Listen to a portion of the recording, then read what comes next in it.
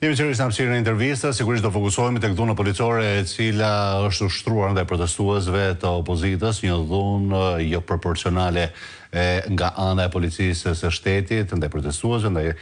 gazilotësjellës ndaj gazetarëve, arrestimi të miturve, të cilët janë shoqëruar edhe në komisariate, dhuna ndaj deputetëve të opozitës, tentativa e policisë së shtetit dhe për të futur në ambientet e Partisë Demokratike për të bërë shoqërime, pra me gjithë çka ndodhi mbrëmjen e djeshme dhe se si u soll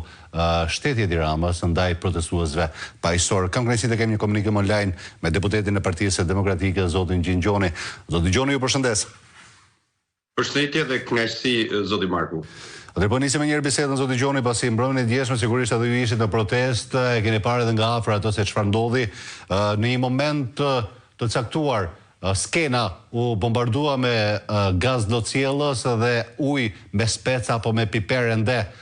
mbetet për të sqaruar, por ajo që është sqaruar gaz lotësjellës i skaduar. Ju si e pat të gjithë të ngjarjet, të gjithë të zhvillim të ndodhur në harkun kohor të pak sekondave pas atij bombardimi, mund të themi, me gaz lotësjellës të skenës, pranë skenës ku po qëndronte lideri i opozitës dhe deputetët aty? Faleminderit, zoti Marku. Unë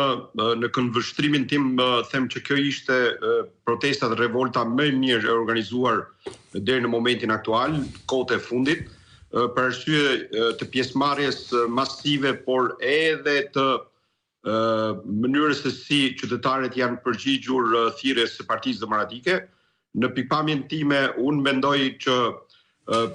protesta ishte më shumë jashtë partive politike, kishte një organizim edhe vullnetar të qytetarëve për shkak edhe të revoltës së tyre për mënyrën e qeverisjes në këta 12-13 vitet e fundit.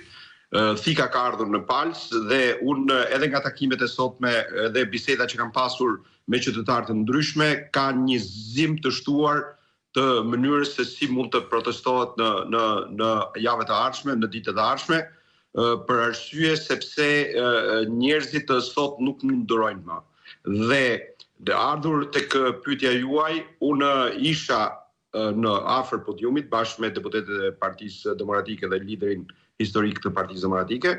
Të them të drejtën, unë kam parë reagimin e policisë, një reagim brutal, të panevojshëm, sidomos me pjesën e deputetëve të Partisë Socialiste, por edhe me qytetarët e thjeshtë, aq më tepër që ishte një sulm i mirë organizuar edhe ndaj liderit të Partisë Demokratike, në momentin që protestuesit po largoheshin nga pjesa e bulevardit dhe sidomos nga foltoria e cila kishte një shtim të jashtëzakonshëm të gazit lotësjellës dhe njëkohësisht edhe të bombulave dhe të ujit të hedhur në drejtim të protestuesve dhe deputetëve të Partisë Demokratike. Nga ana tjetër, kishte një dhunë të shtuar ndaj qytetarëve të pafajshëm dhe jo pjesëmarrës në protestë,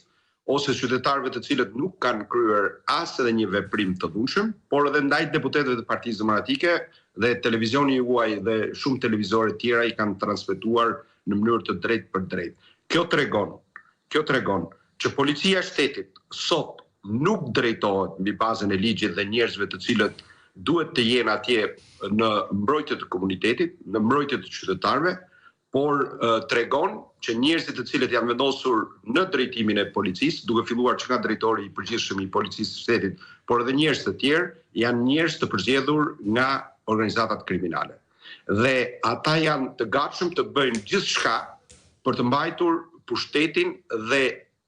sillen si uzurpator ndaj qytetarëve dhe mënyrës se si reagojnë qytetarët sot, edhe për shkak të narkoqeverisë, edhe për shkak të vjedhjeve dhe për shkak të nivelit të krimit, për shkak të farsës zgjedhore dhe gjithçka tjetër e cila ka ndodhur vitet e fundit në këtë vend.